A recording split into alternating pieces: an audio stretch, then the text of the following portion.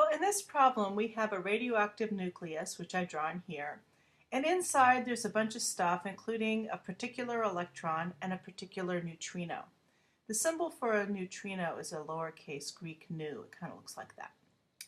So after the thing explodes, we know that the electron's going to go in a certain direction, which I've decided is to the right, with a certain momentum which they gave you. And it says the neutrino goes perpendicular to that direction with a different momentum which they gave you. And they want to know what will be the momentum of the nucleus after these two particles leave.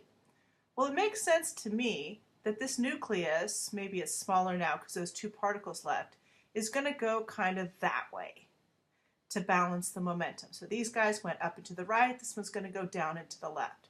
So that's going to be the total momentum of the nucleus after it decays. And here's the angle they asked for, the angle in between the backwards direction of the electron and the momentum of the nucleus. So that's our angle. So all we have to do is look at the components of this.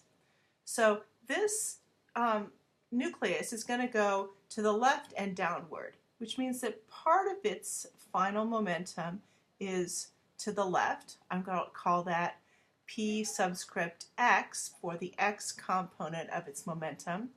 And part of its momentum is going to be downward, which I'll draw like this. That's going to be P sub y. So all I have to do is find those two components, and I can Pythagorean theorem them to find the total magnitude of the momentum, and I can use tangent to find the angle. So that's what I'm going to do down here. I'm going to look at the momentum before and after in the x and y directions. So in the x direction, in this picture, nobody had any momentum at all.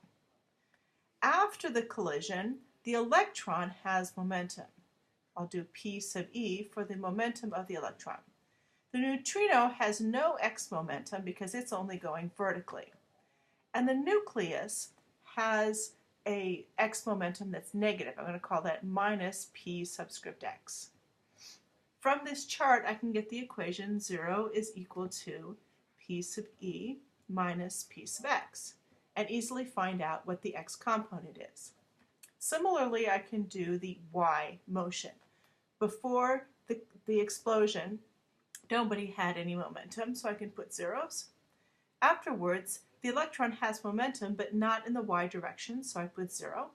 The neutrino has momentum in the y direction, so I put P sub nu for neutrino. And there is the y component of the nucleus's momentum, which I call minus P sub y, minus because it's negative going down. And this will lead me to this equation, 0 equals P sub neutrino minus P sub y. And from this, I should be able to find the x and y components. The total magnitude of the momentum is going to be the square root of the sum of the squares, like this. And that angle there we can get from tangent theta is equal to the y component over the x component, the way we always do.